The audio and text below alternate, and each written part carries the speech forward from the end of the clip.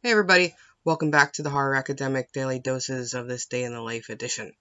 We are now this is Tuesday of the third week, and I'm going to start this off by letting you know there are a lot of movies out there, and while it may seem sometimes that I have seen everything, there are definitely gaps. So this is a good opportunity for me to fill in some gaps. And by my husband's recommendation, we pulled a movie off the shelf last night that he's seen many times that I have never seen. And that is Vincent Price in The Last Man on Earth. So this could be shocking for many reasons, right? First off, it's shocking because I'm a Vincent Price fan. I've seen a lot of Vincent Price films. I mean, I particularly love like his the Edgar Allan Poe films he did with Roger Corman. I've seen all of those many times. And in general, I mean, like House on Haunted Hill, House of Wax, I've seen a bunch of times. But I've never seen this one. The other thing that's shocking about that is that it's one of the films that is a major influence on Night of the Living Dead, and I just never got to see it. So I was happy to get the chance to. And watching it, I can totally see how it had an influence and an impact on Night of the Living Dead. And not just the fact that they're both using the same source material, which is Richard Matheson's I Am Legend, which is a great novella. I recommend everyone read that so many movies were influenced by.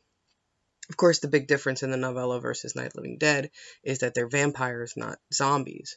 But you can see why Romero went with zombies when you watch this version, because his ghouls look so much like the kind of vampire ghouls that exist in this film. So style-wise, there's a lot that Night definitely owes to this film. It's also interesting because there's so many other movies that are like based on I Am Legend, that it was interesting for me to check this one out because I've seen the Omega Man a bunch of times. That was like a classic in in the house that I grew up in.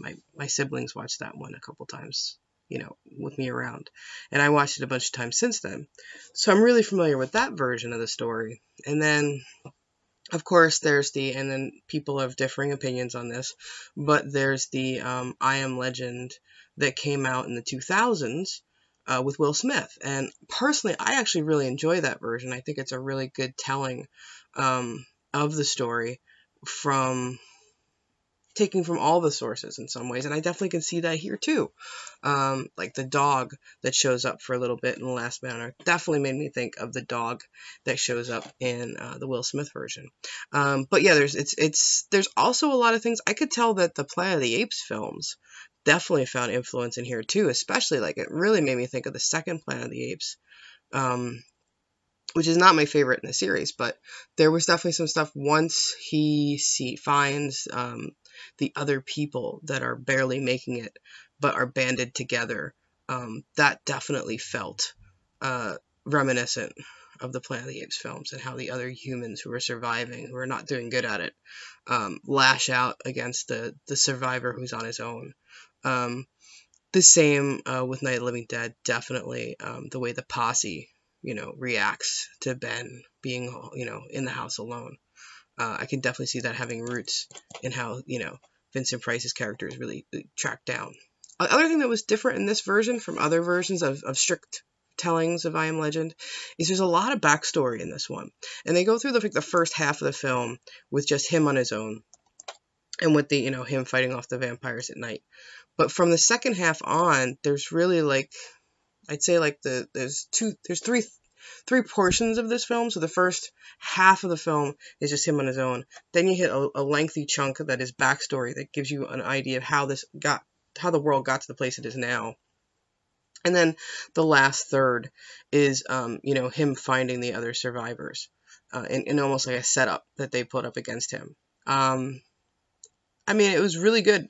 I'm ashamed that I hadn't seen it sooner, but this is, why I do this type of stuff, so it gives me a good excuse to go review films that I've never watched before. And I mean, I do highly recommend it. It's black and white. Let's see, it is from what year? Of course, this disc does not say on it what year it's from. I'm gonna say this is in the 50s, though. Oh, wait, no, actually, I do remember now watching the trailer. It was 1963. So, 63. So, this is 5 years before Night of the Living Dead. A cool little Easter egg for me that I know is not intentional in any way because they could not have known.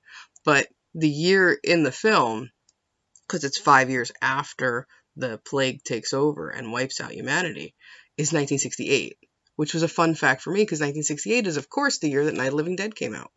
So that's a cool little Easter egg tie in there.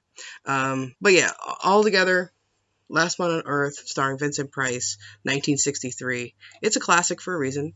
Check it out. Don't be like me. Watch this movie. All right?